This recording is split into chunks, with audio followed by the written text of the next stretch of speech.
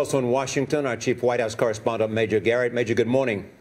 Good morning. Let's begin with the conference and what are the political implications coming out of this? Well, look, Republicans right now do not have a unified message about what they want to do with the country or with themselves. And the conservatives meeting here in Maryland and listening to all these various speakers are unified themselves, but they're not broadening the party. There's a fascination, Charlie, almost a fetish about being away from and different from the so-called Republican establishment. And conservatives are trying to draw very hard lines and getting those who want their support to walk those lines. What about the decision not to invite Governor Christie? Well, Governor Christie and Governor McDonald are Republican governors solving problems in their states.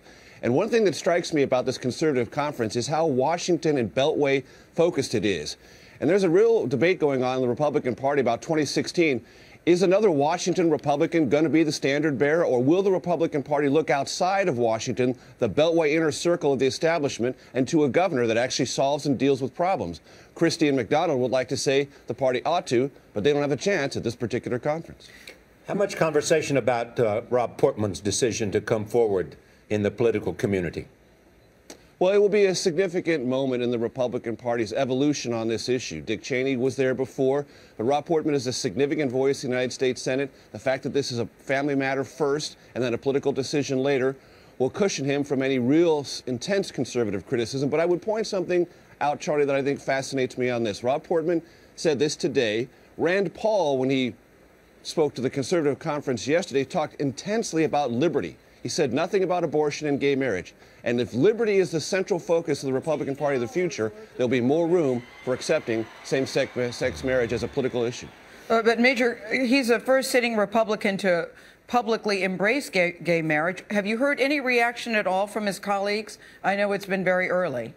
It's very early, but I really do think that Rob Portman will not get any personal criticism of this, and it will lead to a broader conversation in Republican circles, starting in the Senate, but also in the House, about where this issue is, how he has evolved, and perhaps how the party should evolve. And again, when you look at somebody like Rand Paul, who's become kind of a Tea Party favorite, when he talks about liberty and doesn't mention abortion and same-sex marriage as something that should be rallying cries for the party, that may signal a broader evolution on this issue. Major, let me turn to the president who's been over to Capitol Hill.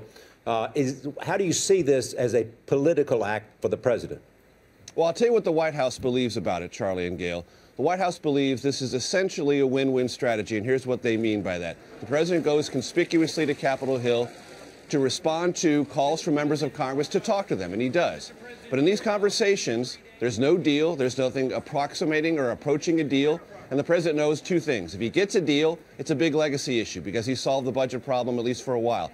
If he doesn't get a deal, he will have conspicuously tried and told the country he gave it his best effort and gain the political support that the White House believes will be derived from that. So it's not, I'm not saying it's a cynical strategy. The White House is genuinely trying to engage, but if it doesn't work, the White House believes the president will have eliminated or greatly reduced one of the strongest criticisms against him, which he doesn't deal with Congress. All right, Major Garrett, we thank you.